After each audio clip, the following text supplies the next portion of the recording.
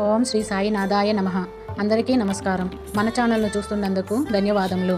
ఈరోజు మనం శ్రీ సాయిబాబా జీవిత చరిత్రలో 3వ అధ్యాయం గురించి తెలుసుకుందాం. సాక్షాత్తు సాయినాథుడే ఈ అధ్యాయంలో చెప్పిన మాటలివి. నా నామమును ప్రేమతో నుచ్చరించిన వారి కోరికలన్నీ నెరవేర్చెదను, వారి భక్తికి హెచ్చించెదను, వారినన్నీ దిశల యందు కాపాడెదను.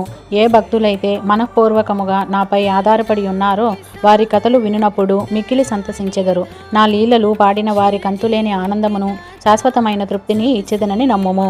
ఎవరైతే శరణాగతి వేడిదరో, నన్ను భక్తి విశ్వాసములతో పూజించెదరో, నన్నే స్మరించెదరో, నా ఆకారమును మనస్సున నిలిపెదరో వారిని బంధనముల నుండి తప్పించుట నా ముఖ్య లక్షణము. ప్రపంచంలోని వానన్నింటినీ మరచి నా నామమునే జపించుచు, నా పూజనే సల్పుచు, నా కథలను జీవితమున మననము చేయుచు, ఎల్లప్పుడూ నన్ను జ్ఞప్తి అందించుకున్న వారు ప్రపంచ విషయములందెట్లు తగులుకొందురు.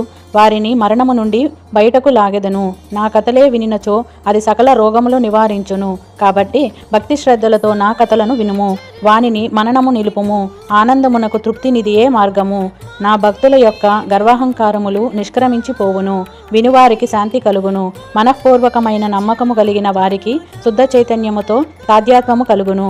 సాయి సాయి అను నామమును జ్ఞప్తి ఎందుంచుకున్నంత మాత్రమున చెడు పలుకుట వలన, వినుట వలన కలుగు పాపములన్నీయూ తొలగిపోవును. ఈ విధముగా సాయినాథుడు 3వ అధ్యాయంలో చెప్పుచున్నాడు. ఎవరైతే బాబాను భక్తి శ్రద్ధలతో నమ్మకంతో పూజిస్తారో వారికి బాబా ఎల్లప్పుడూ తోడు ఉంటానని 3వ అధ్యాయంలో చెప్పుచున్నాడు. పూర్తి అధ్యాయం కోసం కింద ఉన్న లింకును క్లిక్ చేయండి. మరిన్ని అధ్యాయాల కోసం మన ఛానల్ని ఫాలో అవ్వండి. ధన్యవాదములు.